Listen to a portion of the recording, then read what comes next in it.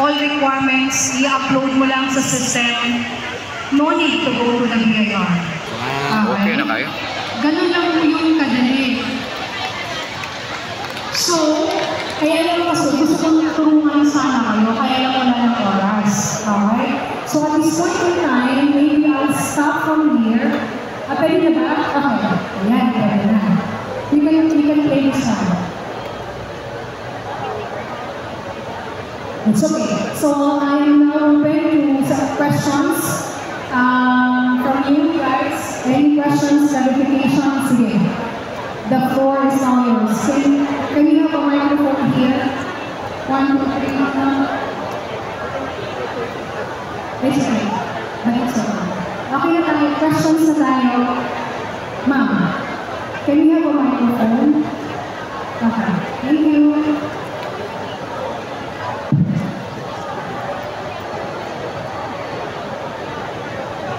Question. Yes, ma'am. Nag-transfer kasi ako ng BS, no? Kaya lang, I just want to clarify, kasi nasa BIR mo rin kasi, that you have to pay the transfer tax 60 days from time of death. Kami kasi, ang recommend namin will always be 60 days from notary ng GS. So almost always, we're penalized. Ano mo ba yung tamang sulit po namin? 60 days po ang magbayad ng 60 days from time of death. ang alin mo. Anong babayaran mo? Yung transfer tax. Okay. Transfer tax is probably has something to do with the assessor's office ata. Baka hindi po siya sa BIR mo. In the BIR po, we have 1 year to pay. That's our rule. Then you can ask for your installment. So, wala naman mga 60 days. Baka wala naman sa munisipyo mo. Okay. Sa assessor's office. Question. Question here, even those at the back, you can come here and raise your hand. Sir muna, ma'am. Sir muna. Yes, sir. Good morning, ma'am. Good morning, sir. I have a question. This is an actual case. It involves the compulsory acquisition by car of agricultural land, and the proceeds have been deposited to land bank. Is that subject still to a 6% capital gains tax? Good question. Well, basically, because there is a transfer of property from one person to another person, yes, there's still a requirement to pay the estate tax or the capital gains tax if that's the case. Yeah, but this was against the will of the owner. It was acquired by God compulsorily. Yes, sir. That's really a problem. Even transfer of property through the practice of expropriation, binabayaran sila just compensation. See, for example, MCX na to, diba? Na-extend mo siya. Even those instances, babayaran ko. Any transfer, even by compulsion, is always subject to tax. So, yun po ang medyo, the law may be harsh, but that's really the law. Maybe the congressman will really find time to review this and figure, okay, the property owners. Thank you very much. Welcome po, sir. Can I ask a follow-up to, Okay. so in relation to regular transactions that are not complicated, my question is, even after last month, it took almost 60 days for my car to be released. So is there a way we can make this more efficient? Because we do want to work efficiently, but our clients say, you know, my mga project ba? Ligya po na baligya kay Nas Manila. Ligya pa sa mga freebies. What went on there? But I'm just talking about if the BIR application, you don't need to worry about that. Can you help us? Because I know you live on. You're very efficient. I love your BIR, by the way. I love them, right? BIR, but sana we can just be efficient. You know, example, you bring in a document, all the documents, the officer says, ma'am, kompleto na, okay na to. Ito ang claim stuff. And then after 7 days, I get a call saying, kulang ito. After 3 days, kulang ito. Sana po, ma-improve namin. Yun lang po. Thank you very much for that observation. One, I am the one signing the certificate authorizing registration of all taxpayers in Manila. So, I am proud to say that I never allow any transaction being processed beyond 30 days. I allow these revenue officers, compel them, and they should be responsible should there be a time that the taxpayer would come telling me, pabalik-balik po ako. I don't want it to happen. That's in Muntinlupa. Okay? Now, for other revenue district offices, well, yun nga po, I cannot speak for behalf of them, but maybe I could help you. Yung transaction, maybe I could help you. Call the attention of those who are processing your return. I can do that. But just assure me that we have paid the correct tax and submitted the returns. Masa gipakita naman kakay tayo doon eh. Latra.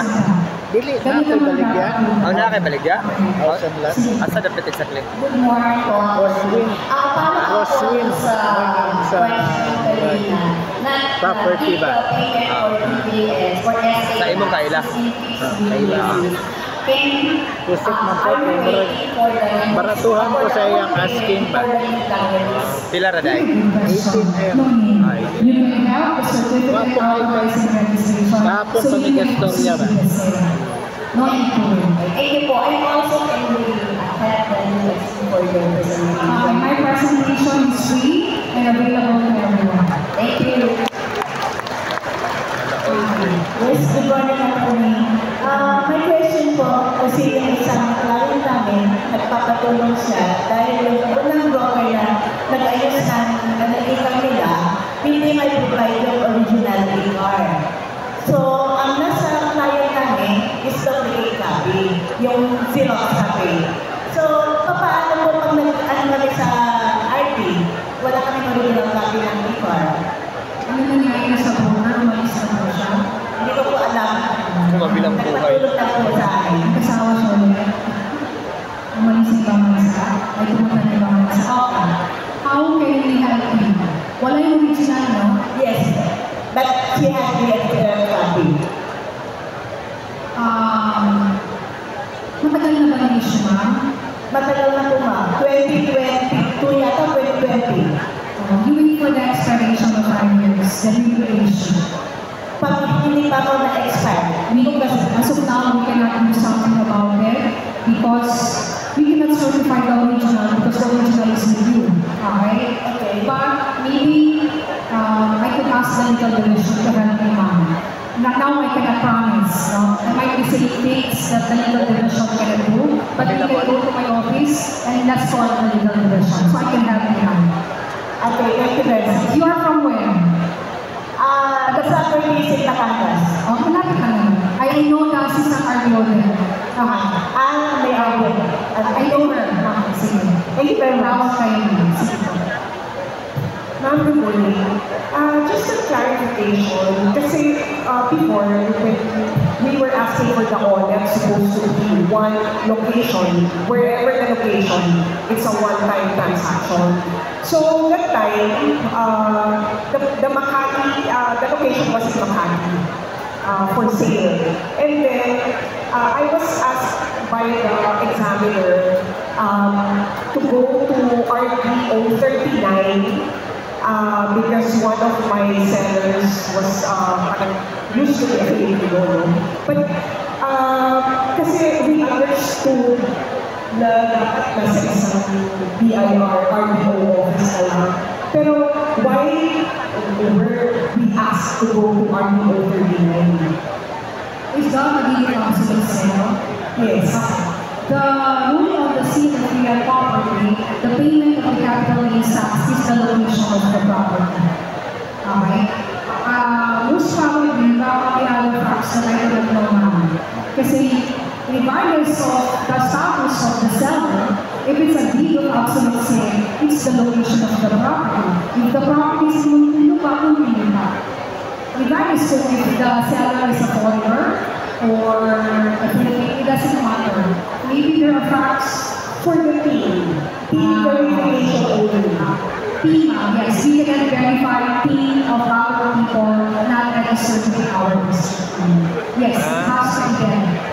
So, the absolute say ko, location, but you take wherever situated. Pero yung deed of donation, ladies and gentlemen, deed of donation, not donation of the property, but residence or domicile of the donor. Iba na po yun.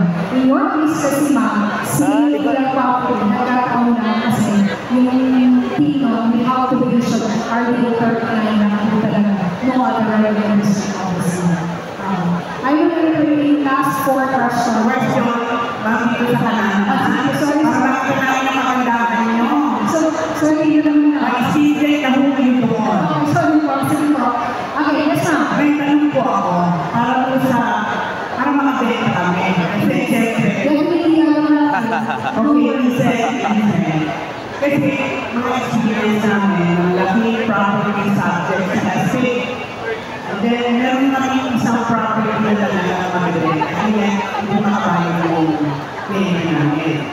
Is there any possibility that we can ask, settle this, we will be able to sell the property? Is it possible that we can allow us to sell this or the specific property to pay off the obligation? What are the possible ways that we allow para makakolekta rin kami? bukas ma'am, makakuha na yung commission mo. Bukas, makuha mo na yung commission mo. Yes, definitely that can be done. You can have it settled piecemeal. The only requirement is there must be a sworn declaration that you're going to settle that sale na piecemeal, and you are intending or you intend to sell the property. The proceeds will be used to pay for the estate tax. That's it. Madali lang naman ma'am. So, for the estate, would specific, no? So, yun lang sworn statement na wala. Sworn statement, then you have to present, of course, extrajudicial settlement, to pay the properties. Yan sa sworn statement, wali lang doon ang isa-settle mo. Pwede naman. So, may issue ng cargo visa. Yes po. The rest, pwede may iwan. Kasi yes po, may problema na Yes po. Basta make sure that the proceeds have to be used to pay for all the estate tax. We cannot use the proceeds for any other purpose, but only for the payment of the estate tax. Pag may sobra, that's the only time we can use the proceeds. Ano ang timeline yan bago matapos yan?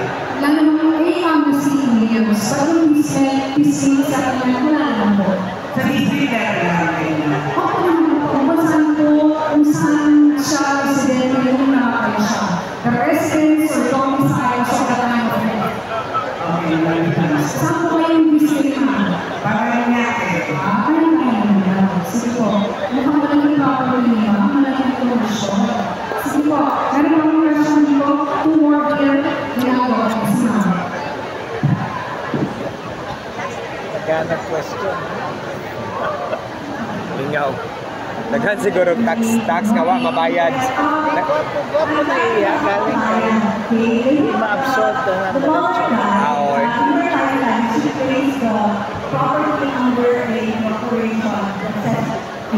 Attorney, what's the number ng attorney? 09. They never rented out Sulod. the house before they did. But at that time, 3041. diba? Now, Oo, nawala ang isa ka cellphone. Mo na niya registered sa kuan kasi sa SIM card registration. sometimes we never rented out the property. We didn't engage in any development or buy and sell. Yun lang, single asset. Will this be considered capital asset? 18, pila ka story to, attorney? Nakaitay, ang i-forward sa nakaila ni nga Luzon board. Other people May pa. para pag-incorporate the properties in the corporation, hindi siya makakapagod. So, hindi pa ako mga 3 stories. O But niya. when it was Pila ka bedrooms? the presumption is being used in residence. And the general rule, corporation, and that's an ordinary asset, subject to expanded withholding tax and value tax. Now, the question was, the owner, they never rented a house, and now they're selling it. In order for the BIR to determine the accuracy of what you're saying right now, write a letter to the BIR, we can conduct an ocular inspection, 8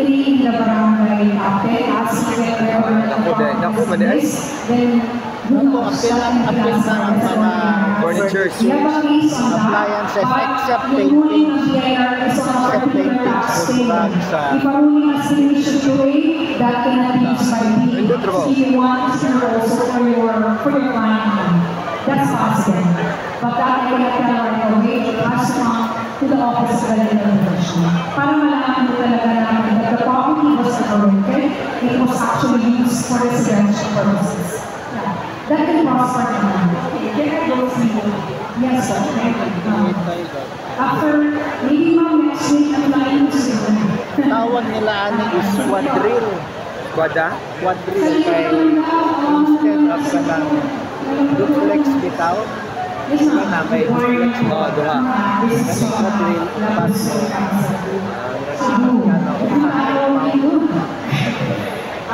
Question ko lang po, kasi we are processing an estate na nag-a-avail po kami ng estate.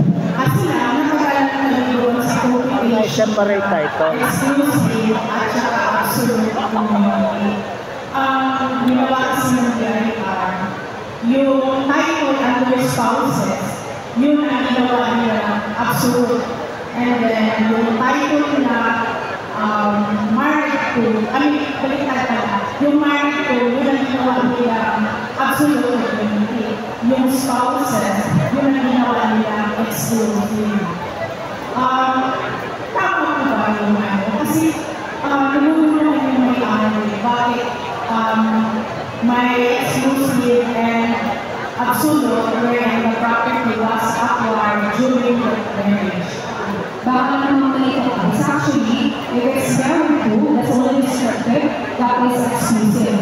But if spouses, it's conjugal. Sir, naka-register na kayo sa Comelec for the mutation?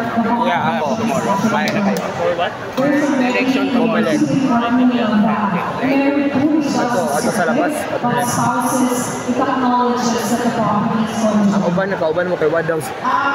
Nasuko kay Wad diha daw sila. Dugar sa nibayad, wala sa list ba? Kaya bang ano na. Sa election.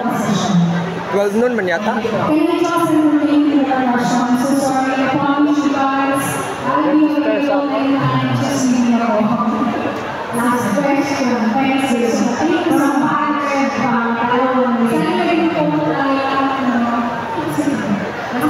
Ang question ko po is, capital gains tax. Di po ba ang tax basis whichever is higher? Classified as commercial, but the actual use is residential. But in our place, they would like to compute the classification, not the actual use. Tama po kayo. The basis for the computation of the capital gains tax is what is the declaration of the tax declaration. If the tax declaration, that is commercial, Taga-Bohol ka? it will be computed as commercial. Taga-Bohol. Ay, Bohol ko, pero Sereb ko. Sereb ka? Sa Sereb. Kailan mo, Atty. Silan? Karon lang, bagong kapon. Okay na ka, Sereb? Karon na ngayon. Kaya kay realty ni mo?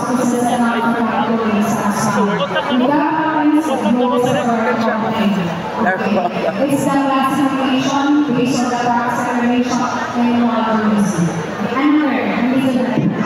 When it comes to mga beaches, halimbawa, classification rate of t-shirt, Saka naka-realty boss?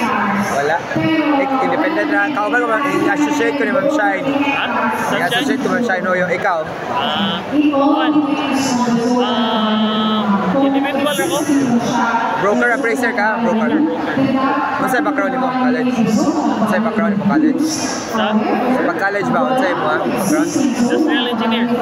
Industrial? Civil man po ko. Civil ka? Asa ka trap? Wala. Pero plano. Supervise. Ikaw? Baligyan ko kuhan, hardware. Okay kayo? Tingnan ko kung kayo makita. Mga white lunch. Beam. Ha? Mga beam. Ana ka? Supply ka? Asa magikan China? Ay, China, na local na. Depende na. Ana kay warehouse lagi or Oo na. asa? Downtown. Depende. Ano na. May kay kuhan ka na no hisod ka? Tingnan ko kung kay beam kailangan. Mga taga term. Dili, mas na ako ay pagod. Mao. Your business is Sir, the property has never been rented. Sir, di ba kasi board ka? Nakita tayo sa Benza, no? Nakita ko yung YouTube mo eh. Talaga. Ikita mo naman ngayon. Later. YouTuber din ka ba? Post sa akin ang video. Okay lang, nandun yung mga kasama ko. Puto, may marami kami. Team kami. Seso ka, di ba? Seso rin. Kahit serep talaga. Serep talaga. We go back to the basics. Unless there are facts that we want to Sige, YouTube din. So again, Real estate. ladies and gentlemen, Say pa lang sa YouTube. I review